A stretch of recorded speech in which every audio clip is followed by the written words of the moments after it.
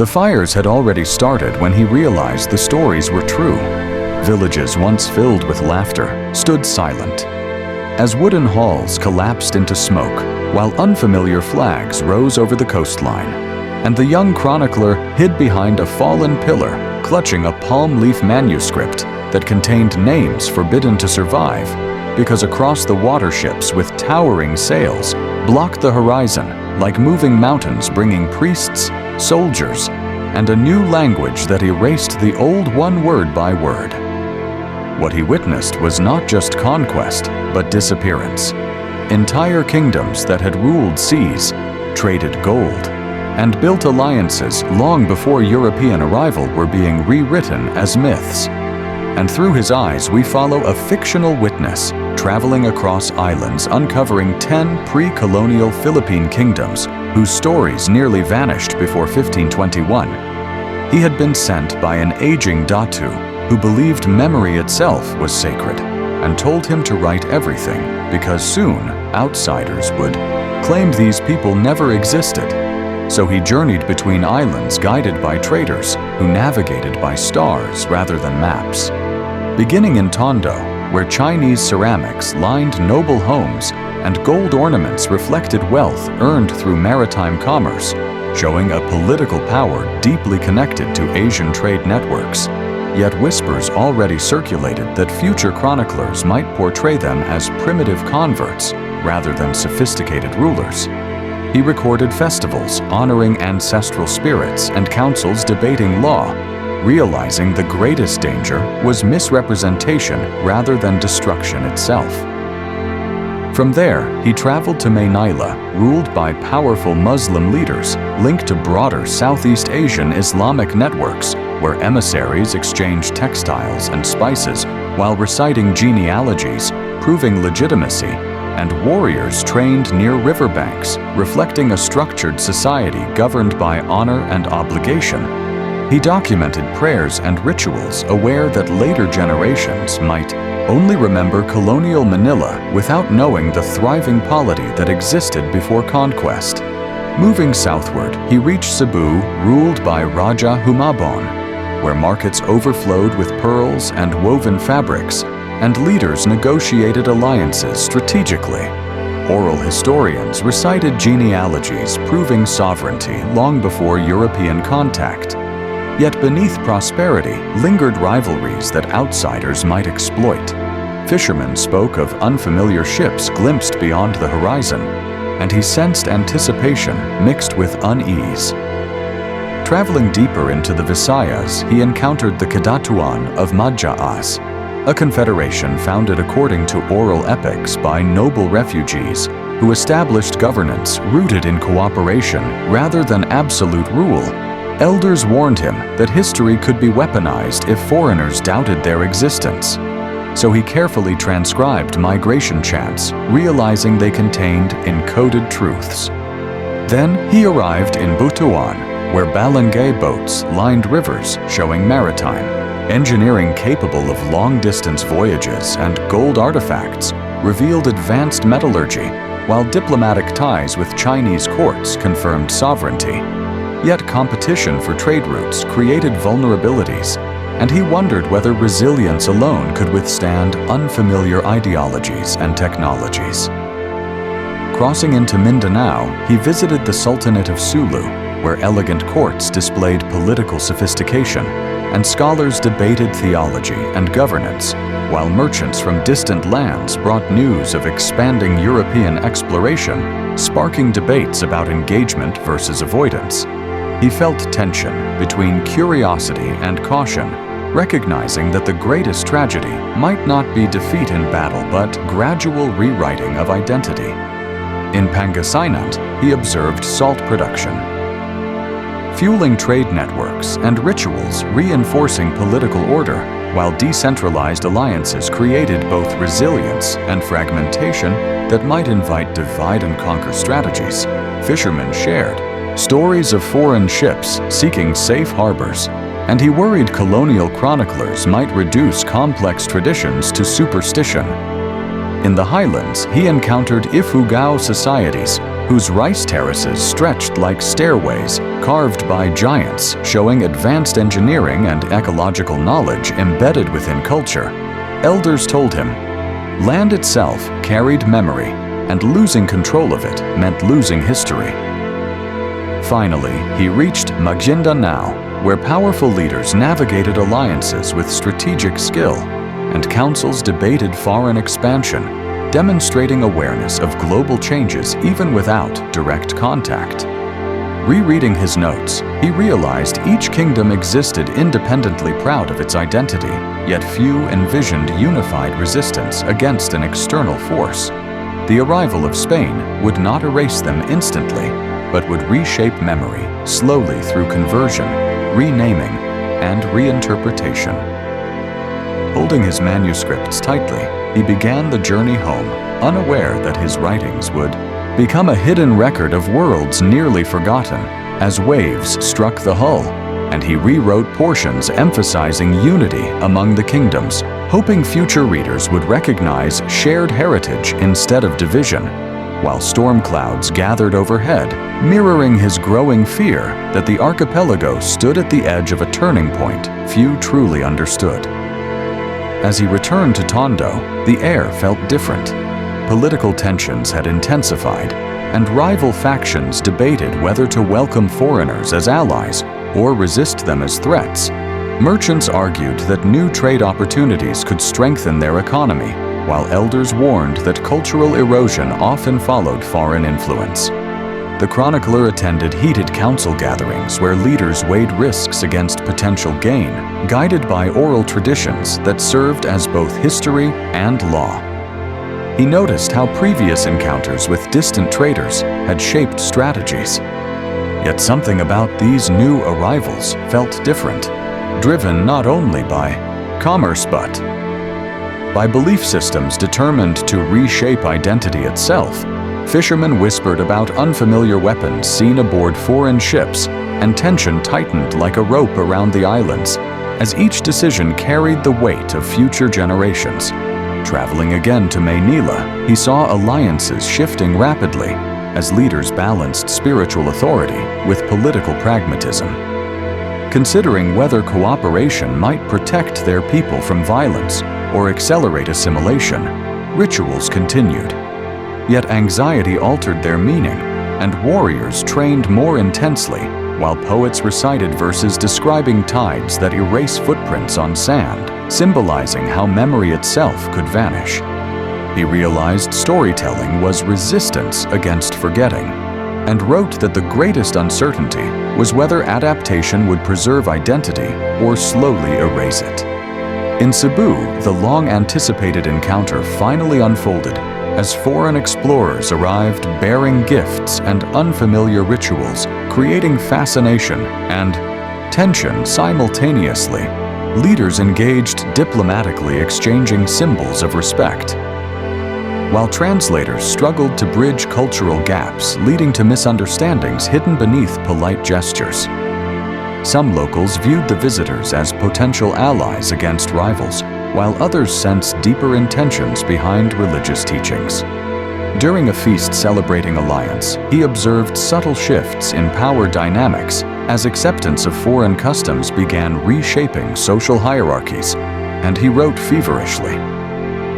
Knowing future chroniclers might simplify this moment into narratives of discovery, ignoring the complex negotiations occurring in real time, moving through Madhya as territories. He found communities divided by rumors of alliances formed elsewhere, and chiefs debated whether cooperation with foreigners could grant protection or create dependency. Oral epics began incorporating new characters resembling outsiders, reflecting how societies processed change through storytelling, while farmers tended. Fields and children learned songs preserving ancestral history, showing that normal life continued even as transformation approached. He felt frustration realizing internal rivalries weakened collective resistance and added notes, emphasizing attempts at unity often ignored by future historians. In Butuan, trade networks began shifting as foreign merchants altered regional commerce patterns, creating new wealth for some. while destabilizing traditional leadership structures. Ritual leaders debated whether foreign religious practices threatened ancestral harmony, and he saw gradual adaptation reshaping society. Piece by piece, realizing colonization could unfold slowly through admiration and imitation rather than sudden violence, artisans replicated foreign designs alongside traditional patterns, and he felt admiration for adaptability mixed with sorrow for cultural dilution. In the Sultanate of Sulu, debates about foreign expansion grew sharper as scholars analyzed reports from neighboring regions discussing strategies used by Europeans to establish influence. Intellectual gatherings revealed sophistication, contradicting later stereotypes portraying indigenous societies as naive.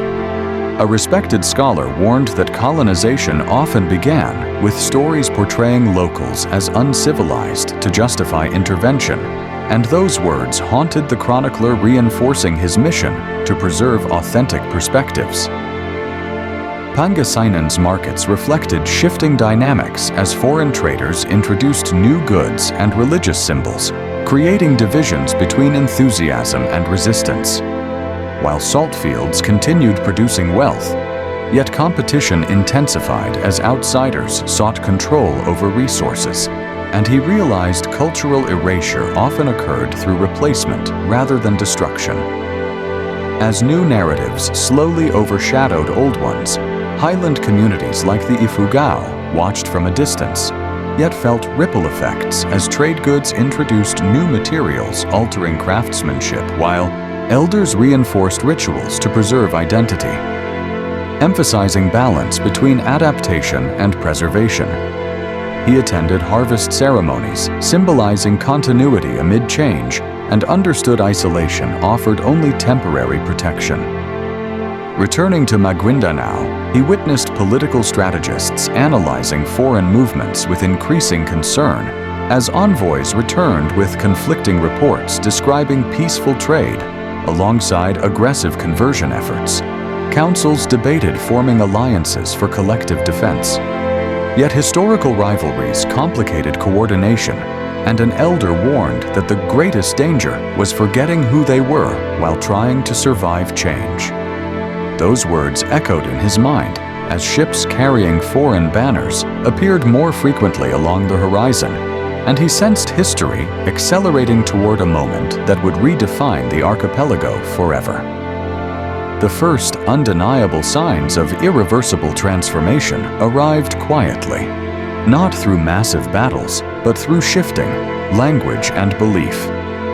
As interpreters struggled to translate unfamiliar concepts introduced by foreign priests, and words began redefining spirituality, authority, and identity itself.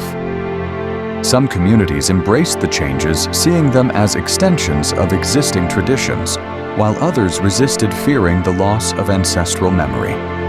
And the chronicler watched as power dynamics shifted subtly, with leaders aligned with outsiders gaining influence, while traditional authorities found their legitimacy questioned. Ceremonies once centered entirely on ancestral reverence began incorporating foreign symbols, creating hybrid rituals that reflected adaptation yet also transformation.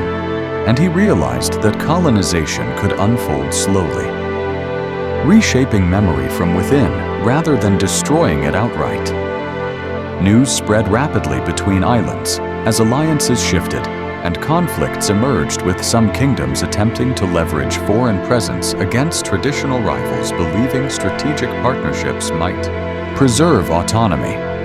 He witnessed delicate negotiations balancing hospitality with caution, while misunderstandings escalated tensions because both sides interpreted gestures through different cultural frameworks. Treaties carried hidden implications lost in translation, and he feared future historians might portray local leaders as naive rather than strategic actors. Navigating unprecedented circumstances, in Cebu transformation accelerated dramatically as public ceremonies reflected new religious practices, dividing families between curiosity and loyalty to ancestral ways.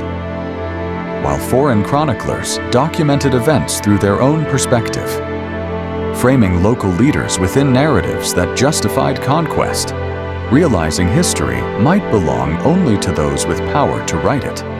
He preserved alternative accounts, describing how conversion was often complex negotiation rather than simple submission.